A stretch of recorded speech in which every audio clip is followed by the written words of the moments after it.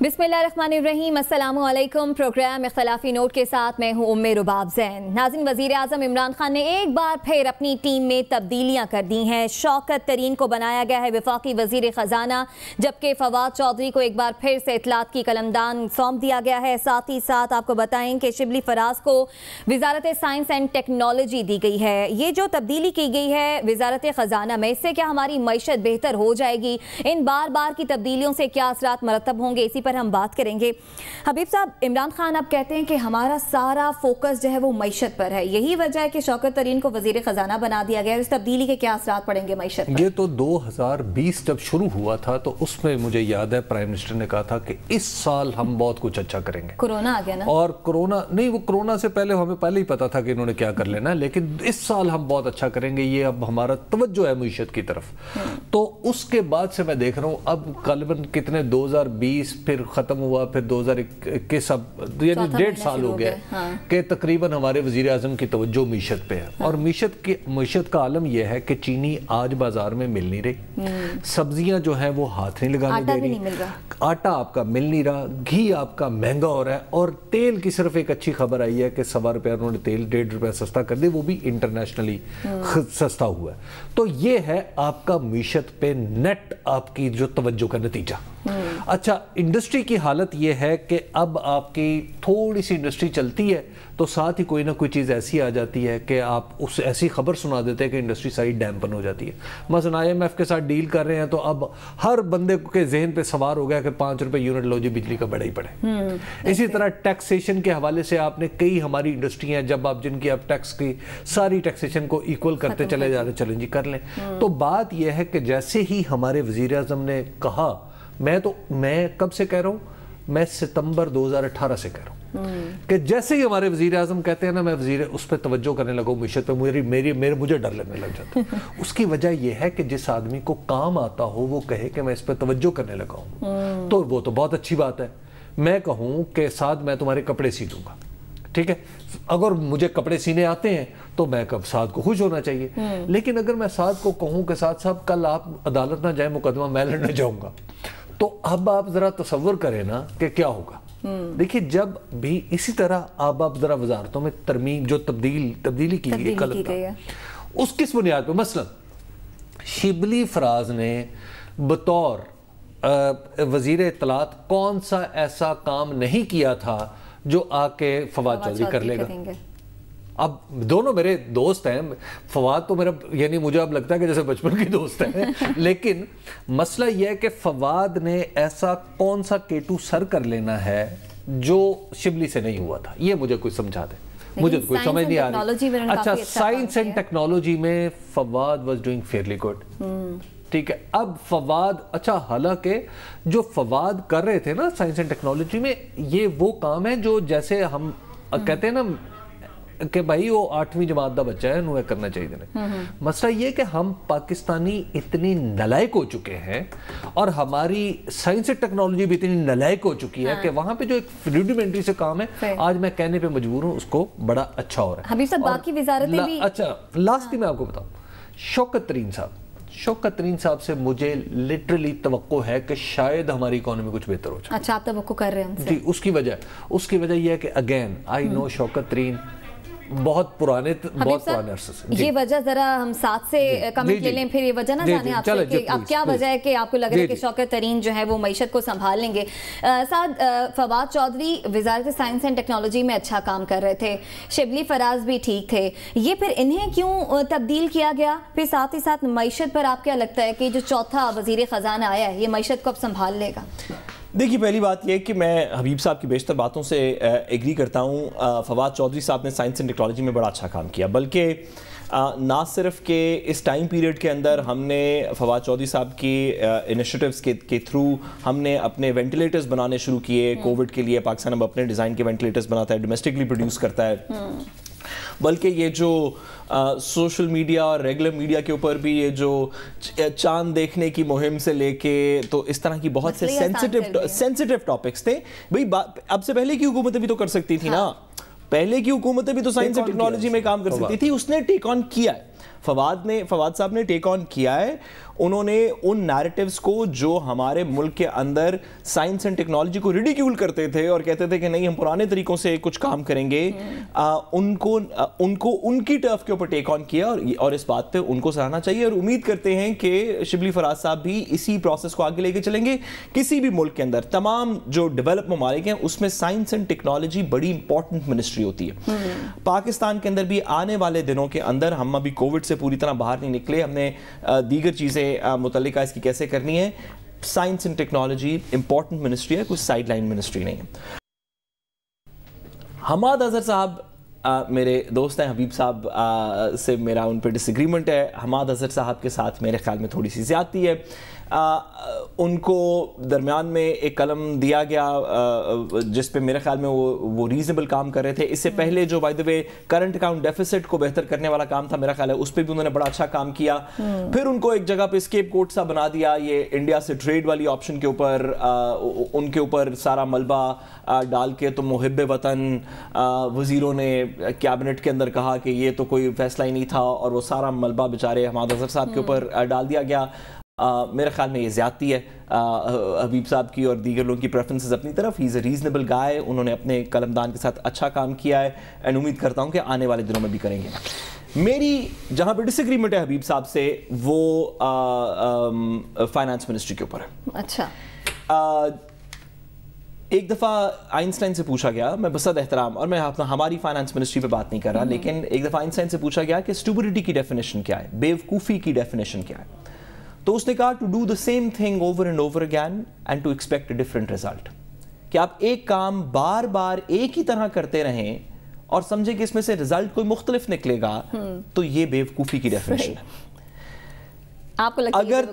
اگر تو اب سے ماضی کے اندر ان لوگوں کو جن کو وزیر اعظم صاحب نے قلم دان دیے ہیں کسی بھی منسٹری کے, فائنانس کے, حفیظ شیخ صاحب کو بھی سے پہلے دیا تھا, عبدالرحیم صاحب کو, اگر ان کو قوم ہماری ٹرائی کر چکی ہے ماضی کے اندر, اور اس وقت کی آپ فائنانس دیکھ لیں, اس وقت کی آپ اکانومی دیکھ لیں, ڈالر کدھر سے کدھر پہنچا دیکھ لیں, پیپلز پارٹی کی گورنمنٹ کو تو کیا میرا خیال ہے کہ سنہرے حروف میں معاشی ترقی اور بجلی کی وجہ سے یاد کیا جاتا ہے. حبیب صاحب آپ کو یاد ہی ہوگا, اگر یہ وہی ٹیم ہے انہی کو واپس دینا ہے اور آپ کا خیال ہے کہ یہ آگے چلی جائے گی, بہتر ہو جائے گی اکانومی, تو میں آئنسٹائن کی اسٹوپڈیٹی کی ڈیفینیشن میں نے آپ کو بتایا. حکومت یہ غلطی بار بار کیوں دہرا رہی ہے اس پر آپ سے جانیں گے, لیکن حبیب صاحب آپ جو بات کر رہے تھے کہ آپ کو شوکت ترین سے کچھ توقعات ہیں, ان کی وجوہات کیا ہیں, ساتھ ہی ساتھ بجٹ بھی آنے والا ہے, اس کی وجہ یہ ہے کہ شوکت ترین کم از کم جس طرح بربادی کی جا رہی ہے ہماری معیشت کی, اس کو کہیں روکنے میں, کہیں درمیان میں رکاوٹ بنے گی.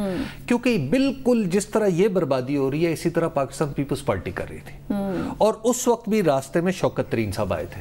دیکھیے وزیر خزانہ نے کہیں خلا میں کام نہیں کرنا ہوتا, اور وزیر اعظم نے پالیسی دینی ہوتی ہے. مسئلہ یہ ہے کہ آپ کے وزیر اعظم کی پالیسی کیا ہے, وزیر اعظم کی پالیسی یہ ہے پناہ گاہیں, مطلب نہیں یہ تو اچھی پالیسی, یہ کون سی پالیسی ہوتی ہے ساتھ, پلیز ایک ایسے ملک چلیے ساتھ آپ ضرور اس کے ساتھ دیجئے گا, ضرور اس کا ساتھ دیں. پناہ گاہوں کی پالیسی, یہ لنگر خانوں کی پالیسی, میں سمجھتا ہوں, اور یہ احساس پروگرام, میں سمجھتا ہوں پاکستان کی قوم کو برباد کرنے کے لیے ان 3 پروگراموں کا جتنا زیادہ کردار ہوگا اس سے زیادہ کسی کا نہیں ہو سکتا. یہ اب آج وزیر اعظم سکھر میں اناؤنس فرما رہے ہیں کہ 1 کروڑ 20 لاکھ خاندانوں کو آپ پیسے دیں گے. آپ نے 1 کروڑ نوکریاں دینی تھی بھائی, آپ 1 کروڑ لوگوں کو بھیک دے رہے ہیں. آپ نے کارخانے بنانے تھے, آپ لنگر خانے بنا رہے ہیں. یہاں پریس کلب سے آج میں دفتر آ رہا تھا تو پریس کلب کے سامنے لنگر خانوں والی وہ گاڑیاں, موبائل لنگر خانے کی گاڑیاں کھڑی ہیں. یار یہ کیا طریقہ ہے؟ آج ثانیہ نشتر جیسی اعلیٰ خاتون وزیر اعظم کو سکھر میں وہاں پہ پریزنٹیشن دے رہی ہیں. دیکھیں جی ہمارے پاس یہ جو ایک نمبر آئے گا نا, شناختی کارڈ نمبر, وہ اس ڈیٹا بینک میں جائے گا, اس ڈیٹا بینک میں جائے گا, اس ڈیٹا بینک میں جائے گا. یہ 4 ڈیٹا بینکوں میں آپ فقیر بنانے کے لیے نمبر ڈال رہے ہیں. آپ نے دعویٰ, آپ کا وعدہ تھا میں نوجوانوں کو اسکل دوں گا, آپ کا دعویٰ تھا میں کارخانے لگواؤں گا, آپ کا دعویٰ تھا میں 8,000 ارب ٹیکس اکٹھا کروں گا, آپ کا دعویٰ تھا نوکریاں دوں گا. آپ لوگوں کو یہ روٹیاں, یہ طریقہ نوکری دینے کا کہ لوگوں کی حمیت ہی چلی جائے, لوگوں کی غیرت ہی چلی جائے, اور آپ ہر آدمی کو ہاتھ پھیلانے کی عادت ڈال دیں اس وجہ سے کہ آپ کو اس میں کوئی عیب نظر نہیں آتا. भाई ये पाकिस्तान है, इस मुल्क के लोगों को कोई काम पे डालें। हुकूमत जो इकदाम उठा रही है, हुनरमंद बनाने के बजाय कौम को जो है वो हाथ फैलाने की आदत डाल रही है। फिर बार बार तब्दीलियों की भी हम बात करते हैं। 2 साल में तो हुकूमत कह रही थी हम सीख रहे थे, अब ये तीसरा साल है कि अभी भी सीखने का सिलसिला जारी है। साथ देखिए, हुकूमत पे 100 बातों पर तनकीद होनी चाहिए और मैं हबीब साहब के जज्बात की कदर करता हूँ। गुजारिश ये है कि इसके अंदर कोई दो राय नहीं कि हुकूमत को नौकरियां देनी चाहिए, हुकूमत को कारखाने चलाने चाहिए। इसके अंदर कोई दो राय नहीं। हुकूमत को ऐसी पॉलिसीज बनानी चाहिए जिससे कि लोगों को नौकरियां मिले। हुकूमत नौकरियां नहीं देती, आप इस तरह की एनवायरनमेंट बनाते हैं जिसमें प्राइवेट सेक्टर नौकरियां देता है। कारखाने बनाने चाहिए। लेकिन क्या पाकिस्तान एक सोशल वेलफेयर रिपब्लिक है या नहीं है? क्या हमारे आइन में ये बात लिखी है कि हम एक social welfare, Islamic social welfare Republic हैं या नहीं है? और जो सोशल वेलफेयर रिपब्लिक होते हैं, अनलाइक कैपिटलिस्ट सोसाइटीज की तरह, सारा Scandinavia, Canada, Denmark, Sweden, France, जितने सोशल वेलफेयर रिपब्लिक्स हैं, क्या वहां पे जिन लोगों को किसी भी वजह से नौकरी अगर नहीं मिल रही, या 6 महीने बाद मिलेगी या साल बाद मिलेगी, या कारखाना अभी नहीं लग रहा, उसको बनाने के अंदर या उसको गेयर अप करने के अंदर कुछ टाइम मिलेगा, तो क्या वहां पे लंगर खानों में गरीबों को खाना नहीं खिलाया जाता?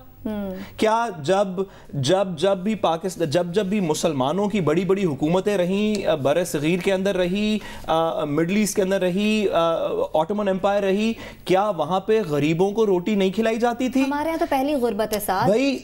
हुकूमत का जस्ट सिर्फ इस वजह से कि आप कहें कि हुकूमत का काम है कारखाने लगाना, जरूर ये बात दुरुस्त है, हुकूमत का है काम कारखाने लगाना, हुकूमत का काम है नौकरियां देना, लेकिन इसका ये मतलब नहीं कि हुकूमत का ये काम नहीं कि गरीब को रोटी खिलाएं। इसका ये मतलब नहीं कि आप मोबाइल वैन्स के अंदर रोटियां ना, आप लोगों को चंदे और दीगर चीजें ना दें। BISP प्रोग्राम इस तरह था 1970s में, भुट्टो साहब ने 3 प्रोग्राम इस तरह के किए। हबीब साहब ने अयूब खान का जिक्र किया, उससे पहले बेसिक डेमोक्रेसीज के अंदर ये वाला प्रोग्राम था। ये कोई इमरान खान साहब का अपना प्रोग्राम अकेले का नहीं है। सोशल वेलफेयर करना हमारी रियासत की, हमारी गवर्नमेंट की आईनी रिस्पॉन्सिबिलिटी आर्टिकल 3 के अंदर लिखी हुई है। इस आईनी जिम्मेदारी को निभाते निभाते आपको नहीं लगता कि हुकूमत का फोकस जो है वो शिफ्ट हो गया, कि आपने अपना सारा ध्यान इस तरफ दे दिया बजाय इसके कि आप एम्पावर करते अपने लोगों को? देखिए, इसका कतन ये मतलब, हमारी दस्तूर में दी गई रिस्पॉन्सिबिलिटी का कतन ये मतलब नहीं है कि जनाब आपने लोगों को मांगने की आदत डाल देनी है। ऐसा नहीं होता। लोगों को काम करने की आदत डालनी है। लोगों को इस तरह नहीं करना कि अब मसला, प्रॉब्लम यह है कि हमारे प्राइम मिनिस्टर ने जिंदगी में कोई काम नहीं किया, कोई ऐसा प्रोडक्टिव काम नहीं किया जिसमें उन्होंने ऐसा काम किया जिसमें उनकी अपनी स्किल थी। मतलब वो खेले, एंटरटेनर थे बहुत अच्छे, तो बहुत अच्छे तरीके से उन्होंने एंटरटेन किया और अच्छे पैसे भी बनाए। उसके बाद उन्होंने जिंदगी में कोई काम नहीं किया। हमारी तरह तजिया निगारी की क्रिकेट की, लेकिन वो भी कितना अरसा की, उसके बाद अल्लाह ताला ने दूसरे असबाब पैदा कर दिए। अब प्रॉब्लम यह है कि जिस आदमी ने काम ना किया हो, उस आदमी के नजदीक मांगना मैटर नहीं करता। अब प्रॉब्लम यह है कि वो जिस काम को हम समझ रहे हैं बहुत ही, अब ये ज़हनी फर्क है ना, जिस काम को हम समझ रहे हैं कि ये नाकाबिले कबूल है, वजीर आज़म कहता है काबिले कबूल है। सही। उसका क्या हाल है? ठीक है साद, आपका एक कमेंट, फिर हम ब्रेक। मैं ज्यादा लंबा कमेंट नहीं, मैं चाहता हूं कि हबीब साहब ने बिल्कुल दुरुस्त फरमाया, वजीर आज़म साहब ने काम नहीं किया। वो जो मेहनत कश बिलावल और मरियम नवाज साहिबा ना, जो क्रेडल से लेके अब तक मेहनत और पसीने की कमाई अपनी खा रही हैं, वजीर आज़म साहब को चाहिए कि उनसे सीखे थोड़ा सा। ठीक है, ब्रेक के जाने पर ब्रेक से वापस आएंगे तो TLP पर जो पाबंदी लगाई गई है इस पर बात करेंगे। हमारे साथ रहिएगा। वेलकम बैक नाज़रीन। हुकूमत पाकिस्तान ने 2 अहम फैसले किए हैं। कलअदम तहरीक लब्बैक पाकिस्तान पर पाबंदी लगाई है, साथ ही साथ बतौर जमात तहलील करने का फैसला किया है। वज़ीर आज़म इमरान खान ने वज़ीर मजहबी उमूर नूरुल हक कादरी और वज़ीर दाखिला शेख रशीद से मुलाकात की, जिसके बाद वज़ीर दाखिला की जानिब से, वज़ारत दाखिला की जानिब से इस जमात को कलअदम करार देने का नोटिफिकेशन जारी किया गया। अब इसके असरात क्या होंगे, सियासी असरात क्या होंगे, तमाम तरह सूरत हाल पर हम बात करेंगे। हबीब साहब, गुफ्तगू का आगाज़ आपसे, कलअदम करार दे दिया इस जमात को, बतौर जमात भी तहलील करने का फैसला कर लिया, अब सियासी तौर पे इसके असरात क्या बनते देख रहे हैं? देखिए, सबसे अहम बात तो यह है कि इससे पहले कि हम इस पर बात करें, एक तो यह है कि किसी भी मुहज़्ज़ब जमहूरी मुल्क में किसी जमात का कल अदम करार पाना ये बिल्कुल भी कोई अच्छी बात नहीं है। اور یہ ایسی صورت نہیں ہے کہ جس پہ ہم خوشیاں منائیں یا جس پہ کہیں کہ دیکھیں ایک پولیٹیکل پارٹی یا ایک مذہبی پارٹی یا کوئی بھی ایک پارٹی اس کو کسی بھی وجہ سے کالعدم قرار دے دیا گیا ہے تو یہ بڑی اچھی روایت بنی ہے. یہ بالکل اچھی روایت نہیں ہے. ہمیں دراصل یہ موقع وہ ہے کہ اس پہ ہمیں اب اپنے گریبان میں خود جھانکنا ہے. ایک تو یہ ہے کہ رمضان ہے. رمضان کے مہینے میں یہ بیسٹ ٹائم ہوتا ہے کہ اگر کوئی روزہ رکھے تو روزہ رکھ کے اپنے گریبان میں جھانکے مصلے پہ بیٹھ کے تو اسے اندازہ ہوگا کہ اس نے یہ جو ٹی ایل پی کا فساد ہے یہ شروع کہاں سے ہوا تھا. اب مسئلہ یہ ہے کہ آپ نے ابھی سمپٹم قابو کیا ہے, ابھی آپ نے صرف علامت پہ قابو پایا ہے, آپ نے اس جتھے کو پکڑا ہے یا اس جتھے کو کنٹرول کرنے کی کوشش کی ہے جس نے ایک سیاسی جماعت اور ایک ہمارے دلوں کے قریب ایک مذہبی مسئلے کے اوپر اکٹھا ہو کے اس سوسائٹی کو بلیک میل کرنے کی کوشش کی تھی. لیکن ابھی وہ عناصر ریاست کی دراڑوں میں موجود ہیں جو اس طرح کے جتھے کریٹ کرتے ہیں. ان عناصر کو ہم اچھی طرح جانتے ہیں کہ جنہوں نے نہیں جو یوٹیلائز نہیں کرتے وہ تو اگلی بات ہے, جو ان کو بناتے ہیں. ریاست کے اداروں کے درمیان جو عدم اعتماد کی دراڑیں ہیں اس میں پلنے والے کیڑے مکوڑے جب بڑے بڑے سانپ بن جاتے ہیں تو پھر آپ انہیں آتے ہیں بند کرنے کے لیے. اب اس کو کالعدم قرار دے دو, اب اس کے اوپر یہ کر دو, اب اس کو بیچ دو. آپ کا پرویز مشرف نے کیا لکھا ہوا اپنی کتاب میں؟ مسئلہ یہ ہے کہ آپ دہشت گرد پہلے آخر بن کیوں رہے ہیں اس طرح کے لوگ؟ وہ کون بنا رہا ہے؟ وہ فیکٹری بند ہوئی ہے کہ نہیں بند ہوئی؟ اب تک میری معلومات یہ ہے کہ وہ فیکٹری بند نہیں ہوئی. آپ کو میں جسٹس فائز عیسیٰ صاحب کی جو موجودہ ان کی جو بھی کیلکولیشنز ہیں, موجودہ ان کے جس انداز وہ اپنا مقدمہ لڑ رہے ہیں میں اس پہ بات نہیں کر رہا, لیکن جو فائز عیسیٰ نے فیض آباد کیس میں ایک جو اس مقدمے کا فیصلہ دیا تھا اس پہ غور کر لیں. سعد, بات درست ہے, آپ کالعدم قرار دے دیں گے جماعتوں کو, پھر کسی نہ کسی نئے نام سے یہ سامنے آ جائیں گی اور اپنے وہی کام شروع کریں گی. دیکھیے میں تو بصد احترام میں تو حکومت کے اس فیصلے کو سمجھنے سے قاصر ہوں انفارچونیٹلی. دیکھیے کیا یہ جو ایک تو اس کے اندر ایک ریلیجس مسئلہ ہے نا, ایک تو اس کے اندر ایک ریلیجس مسئلہ ہے جس نعرے کے اوپر یہ پوری جماعت بنی. اس سے پہلے بھی یہ سینٹیمنٹ, کیا یہ ٹی ایل پی کے اندر سینٹیمنٹ جب تحریک لبیک بنی کیا اس وقت سے یہ سینٹیمنٹ اس معاشرے میں ایگزسٹ کرتا تھا؟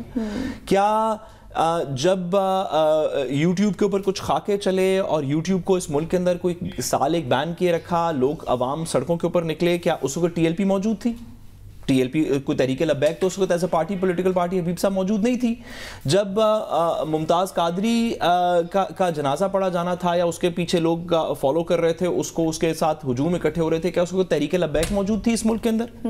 اس وقت ایز اے پولیٹیکل پارٹی موجود نہیں تھی. یہ ایونٹس وہ ہیں جو تحریک لبیک کی پولیٹیکل پارٹی بننے سے پہلے کے ایونٹس ہیں. بالکل ایک سینٹیمنٹ اس ملک کے اندر ایگزسٹ کرتا ہے, ہماری قوم میں ایک سینٹیمنٹ, اس کو ہم کہہ سکتے ہیں کہ وہ درست نہیں ہے, ہم اس کو کہہ سکتے ہیں اس میں اصلاح ہونی چاہیے, ہمیں کاؤنٹر نیریٹو اس کا کریٹ کرنا چاہیے, دین کے اندر سے کرنا چاہیے, علماء کو انگیج کرنا چاہیے. لیکن ایک سینٹیمنٹ اس ملک کے اندر ایگزسٹ کرتا ہے. اس سینٹیمنٹ کو تھوڑی دیر کے لیے ایک نام دے دیا گیا تحریک لبیک یا رسول اللہ صلی اللہ علیہ وسلم.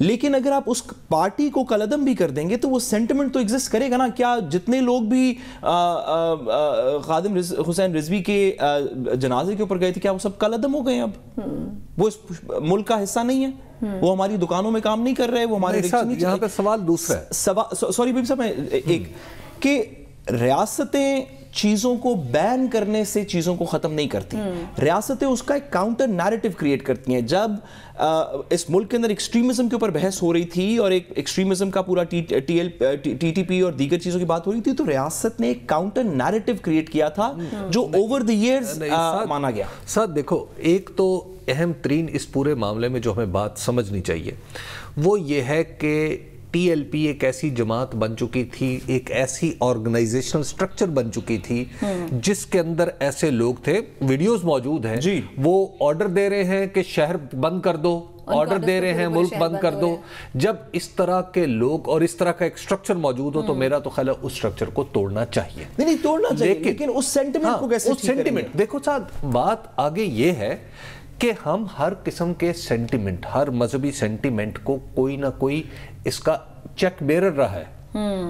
مسئلہ یہ ہے کہ آپ نے یہ جو ٹی ایل پی تھی، ٹی ایل پی کس کے خوابوں کی تکمیل تھی؟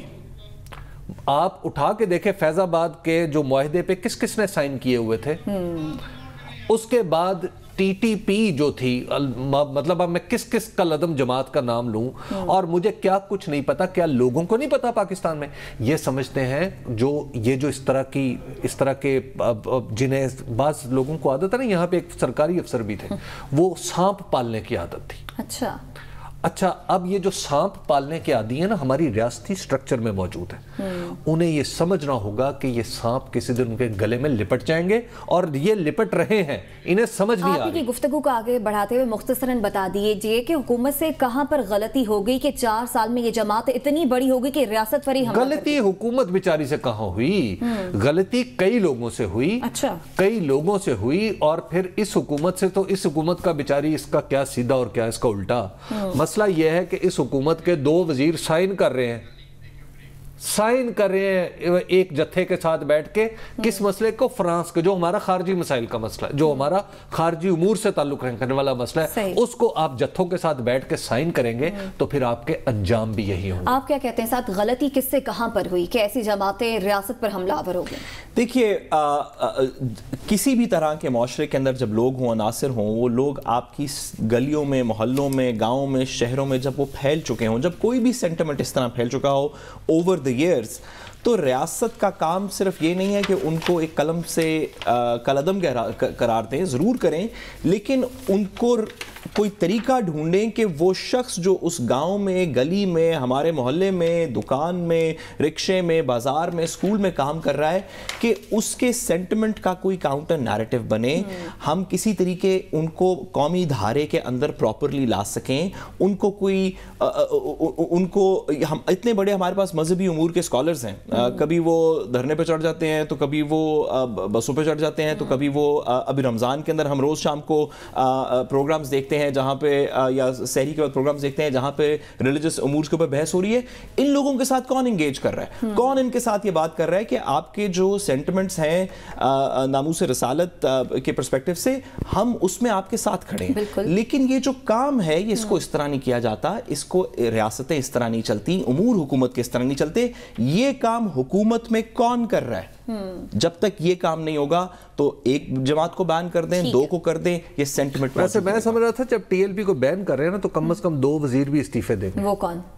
جنہوں نے سائن کیا تھا، جنہوں نے سائن کیا کہ جی فرانس کے سفیر کے بارے میں ہم پارلیمنٹ میں قرارداد اٹھائیں گے، انہیں شرم نہیں آ رہی ہے؟ بریک کی جانب بڑھیں، بریک سے جب واپس آئیں گے تو نون لیگ الزام لگا رہی ہے حکومت پر کہ جاتی عمرہ میں شریف خاندان کے گھروں کو حکومت گرانا چاہتی ہے، ساتھ ہی ساتھ شہباز شریف کی رہائی کھٹائی پر پڑ گئی ہے۔ اس پر بات کریں گے، ہمارے ساتھ رہیے گا۔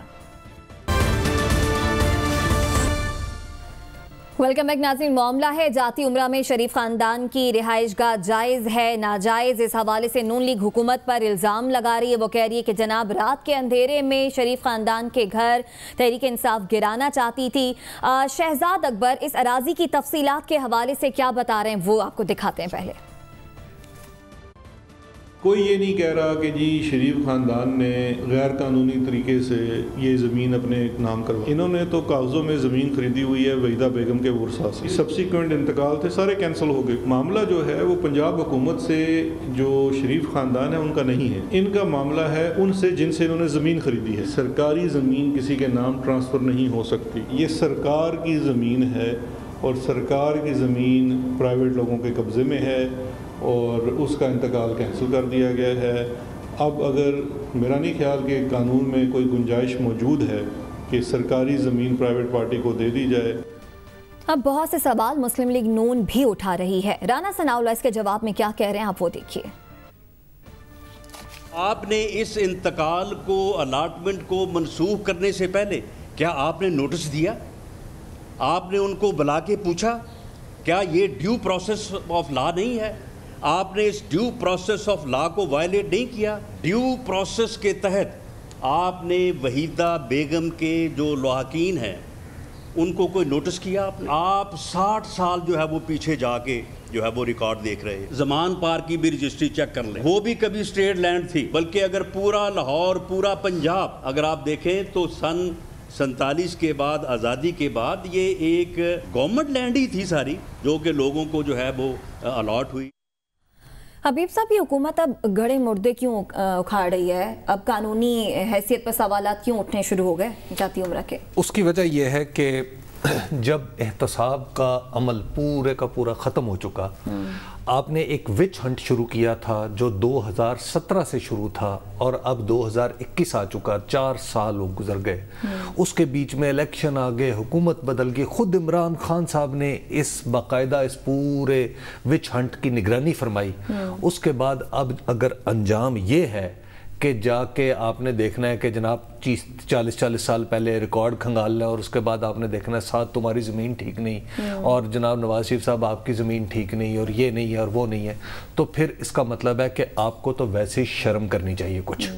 अब शर्म तो ज़ाहिर है हुकूमत में जो भी होता है उसे शर्म आना बड़ा मुश्किल काम होता है, लेकिन मैं वाक़या एक आपको तारीख़ी तौर पर अर्ज़ करूँ कि जब ये जो मकानों का काम होता है ना, जब जनरल अयूब खान साहब तशरीफ लाए ना पाकिस्तान की तकदीर बदलने के लिए, किसी हद तक उन्होंने बदले भी तो, लेकिन इतना हिस्सा मैं तंजिया कह रहा हूँ पॉलिटिकल हवाले से, जब सियासी अंदाज में वो पाकिस्तान की तकदीर बदलने के लिए तशरीफ लाए तो तशरीफ लाते ही उनके रास्ते की सबसे बड़ी रुकावट थी चौधरी ज़हूर इलाही या मुल्क पंजाब की हद तक। तो चौधरी ज़हूर इलाही साहब के खिलाफ आपको पता है केस क्या बना? चौधरी ज़हूर इलाही साहब के खिलाफ केस ये बना कि गुजरात में जो उनका घर है उसकी दीवार गिरा दी जाए। अच्छा जी, क्योंकि ये दीवार जो है 1.25 इंच सरकार की जमीन में है। अब आप जरा तसव्वुर फरमाएं, क्योंकि आपने फीते लेके पहुंच गए वहां पे, तो आपने 1.25 इंच, अब जाहिर है सरकार नापने वाली सरकार का फीता तो सरकार चाहे 1.25 इंच कर दे चाहे 1.25 फुट कर दे, तो उन्होंने जो भी किया और उसके बाद उन्होंने वो दीवार गिरा दी और उसके बाद तवील अरसे तक वो दीवार गिरी रही। तो देखिए, जब इसीलिए इसी तरह जो परवेज़ मुशर्रफ साहब ने जब पाकिस्तान की तकदीर बदलनी थी, उन्होंने भी नवाज शरीफ की कॉस्ट पे बदली थी। खैर नवाज शरीफ साहब के घर को उन्होंने पता नहीं क्या क्या कुछ कानूनी तरीके से उसको एक ओल्ड एज हाउस बनाया। अच्छा। हम भी जाके देखे वहाँ पे। उसके बाद आपको पता है यहाँ पे आजकल बड़े मोहतरम और बुजुर्ग हमारे जो सहाफ़ी हैं और बहुत सारे बुजुर्ग जो सियासतदान हैं और सहाफ़ियों के साथ उनका बड़ा अच्छा रिलेशन है, मैं भी उनका बड़ा मुतक़िद हूँ, वो है मंजूर भट्टू साहब।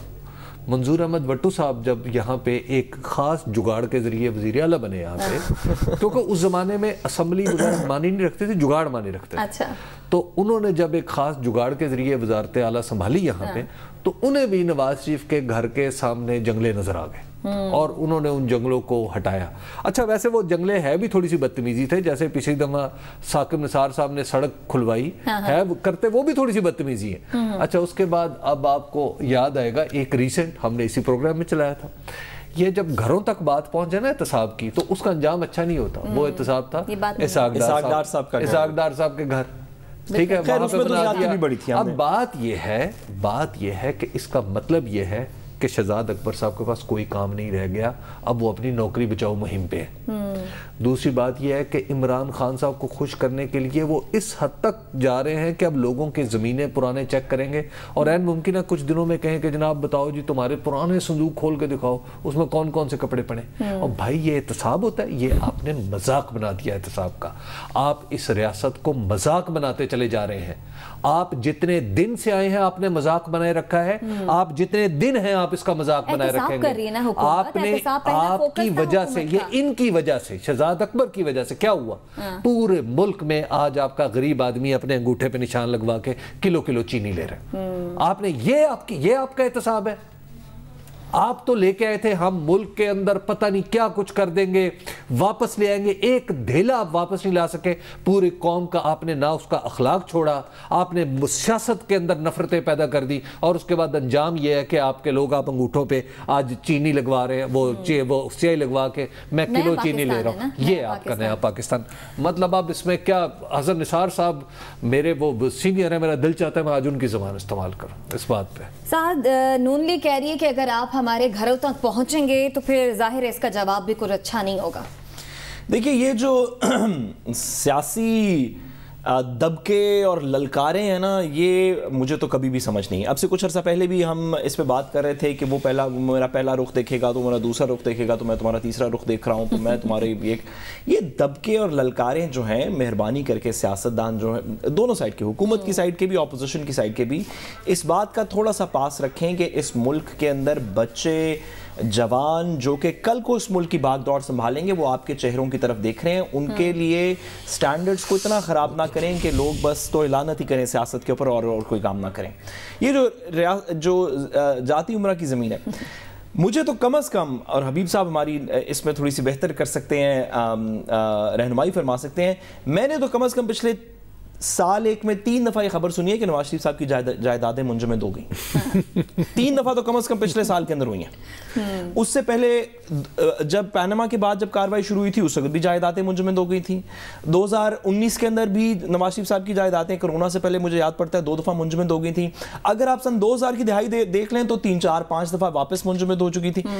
بھائی یہ کیسے، اگر میں اور میری اور حبیب صاحب کی کوئی جائیداد بھی اگر منجمد ہو جائے تو ہمیں واپس نہیں حبیب صاحب ملے گی. کیسے ایسے ہو سکتا ہے کہ آپ کو حکومت آپ سے کہے کہ جی، یا عدالت کہے کہ سعد رسول کے سارے ایسٹس ہم نے سیز کر دیے اور اس کے بعد بھی میں مرسیڈیزوں میں پھر رہا ہوں اور 5000 کنال کے گھر میں رہ رہا ہوں؟ یہ کون سا پروسیس جو شہزاد اکبر صاحب کر رہے ہیں مجھے نہیں پتا، کیونکہ میری یادداشت کے مطابق کم از کم 5 یا 6 دفعہ نواز شریف صاحب کی جائیدادیں عدالت منجمد کر چکی ہے. تو اس میں جاتی عمرہ کی زمین کیوں نہیں تھی اور اب جاتی عمرہ کی زمین شہزاد اکبر صاحب کیا کر رہے ہیں؟ میں اس بات کو کرنے سے وہ ہوں. لیکن جو سب سے ضروری بات حبیب صاحب نے کی، عمران خان صاحب کے احتساب کی ٹیم سے صرف ایک سوال ہے اس قوم کا. پہلے بھی ایک سوال تھا، آج بھی ایک سوال ہے، آئندہ آنے والے وقت میں اگلے الیکشن میں جاتے وقت بھی صرف ایک سوال ہوگا، کتنا پیسہ ملک کے اندر واپس آپ لے کے آئے ہیں؟ یہ سوال ہے.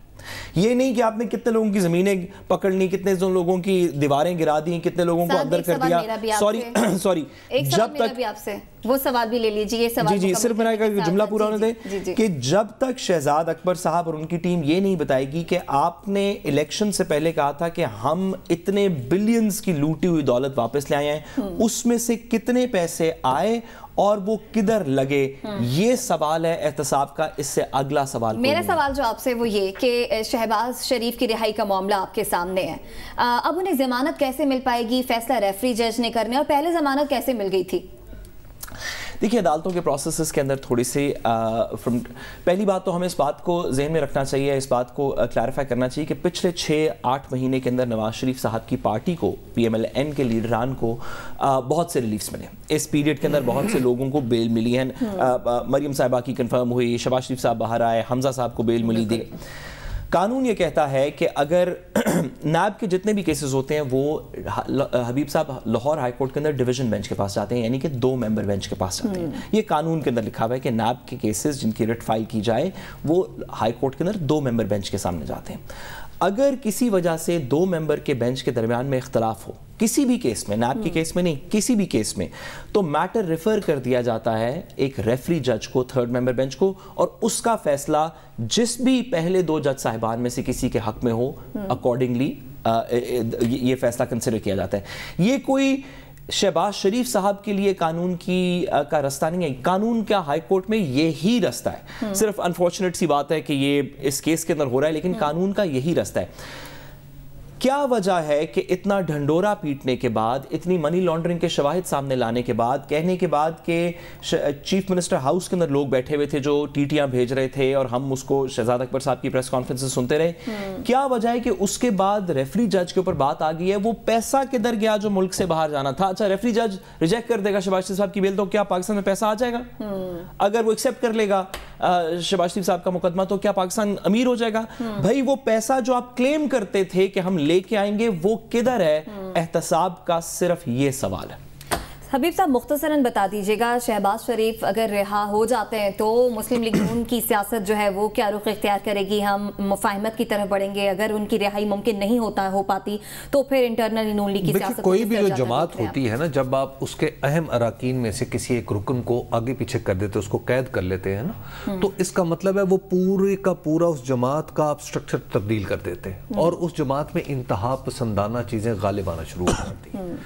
अब प्रॉब्लम ये है कि जब आपने उसमें सो कॉल्ड आप कहते हैं कि बड़ी सेन वॉइस है PMLN के अंदर शहबाज शरीफ साहब, तो जब आपने उन्हें कैद कर लिया तो जाहिर है सैनिटी तो फिर कम होगी ना, फिर वो जो आपकी सेन वॉइस है उसका असर तो कम होगा। तो अब आप जब आएंगे तो जाहिर है सैनिटी में इजाफा होगा और PMLN थोड़ा सा नरम भी होगी। लेकिन मैं आपको एक जाते जाते पॉइंट, ये मुझे जो साद कह रहे हैं ना कि चलिए नैब के कानून की हद तक तो ये बात समझ में आती है, कानून में लिखा हुआ है, लेकिन मेरा ख्याल है कि ये जो DB है ना, 2 जजेस पे बेंच बनाना, ये रस्म कोई अच्छी नहीं है। मेरा ख्याल है हमारे लाहौर, हमारे सारे हाई कोर्ट्स के चीफ जस्टिस को भी सोचना चाहिए, और हमारे सुप्रीम कोर्ट में तो शायद होता भी नहीं। सुप्रीम कोर्ट के अंदर भी 2 मेंबर बेंचेस होते हैं। हाँ, लेकिन मेरा ख्याल है कि अब हमें इस ये जोड़े से ना ये बाहर निकलना। सॉरी, मैं हबीब साहब की बात के सिर्फ एक जुमले के अंदर, हाई कोर्ट का रेगुलर प्रोसीजर ये है कि अगर आप रिट फाइल करते हैं तो 1 मेंबर बेंच के सामने जाती है, जहां से अपील जाती है डिवीजन बेंच के सामने, 2 मेंबर बेंच के सामने। कुछ कवानीन ऐसे हैं जिसमें नैब का कानून है, जिसमें लिखा गया है कि अगर नैब के मुतल्लिका किसी को शिकायत हो और हाई कोर्ट जाना पड़े तो वो डायरेक्टली डिवीजन बेंच में जाता है, जिस वजह से 2 मेंबर बेंच के अंदर ये वाला केस किया। इसके साथ ही प्रोग्राम से इजाजत दीजिए, आपसे कल मुलाकात होगी। अल्लाह ने के बाद।